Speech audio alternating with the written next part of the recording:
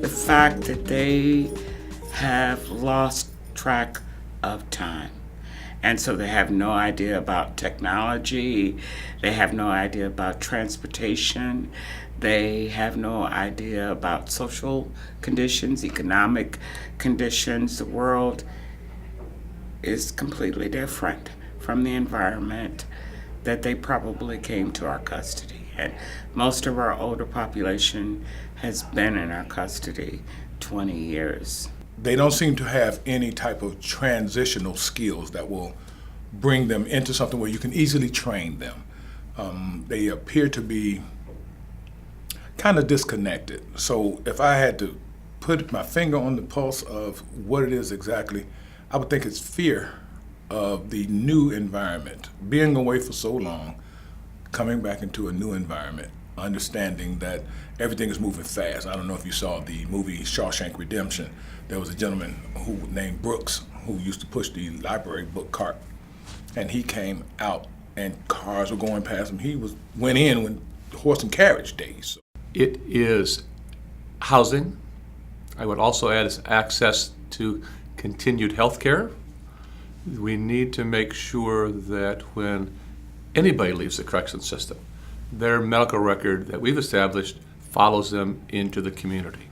So we're not causing a disruption in their treatment. And that's particularly true of older offenders who present in a correction setting much differently than they do in real life.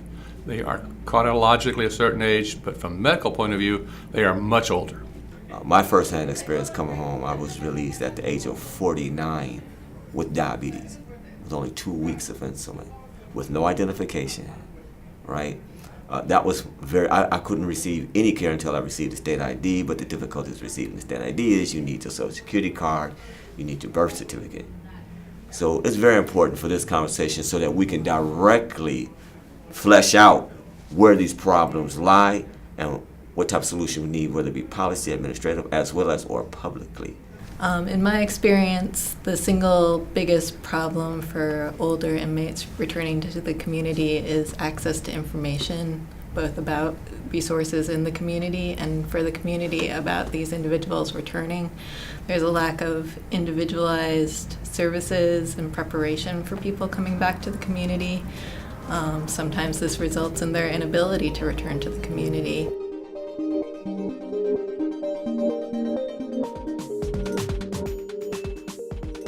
The importance of the summit brings together, multiple perspectives on this older population.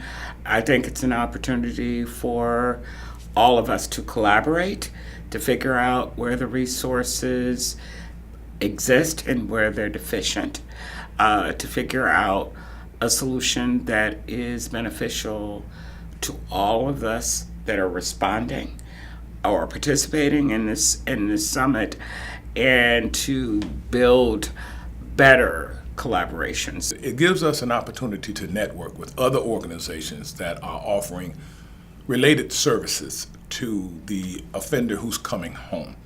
We try to work with the labeling of returning citizen, and we're far from that.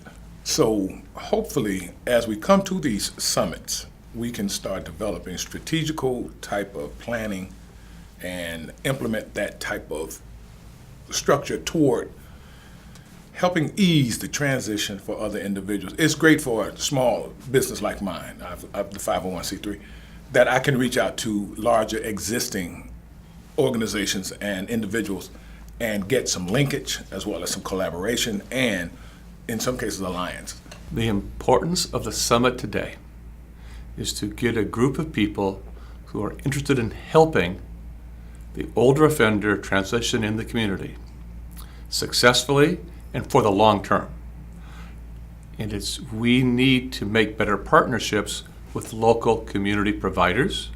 The state has also put in an 1115 waiver to the feds, which will, once granted, and we hope it soon, will become the first state that will allow reach-in into the correction system by the providers in the community to establish long-term health care options for offenders being released. Just to bring people to the table so we start having this dialogue.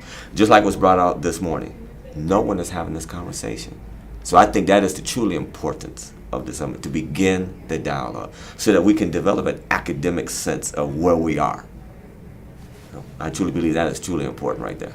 Well, I think that things like the summit today, where people are trying to address the problems that we see and appreciate the barriers to having services that begin inside the prisons and continue into the community as a start, raising awareness of the need that this doesn't happen automatically, that there needs to be changes to laws and policies and resources put forward to fix the problem.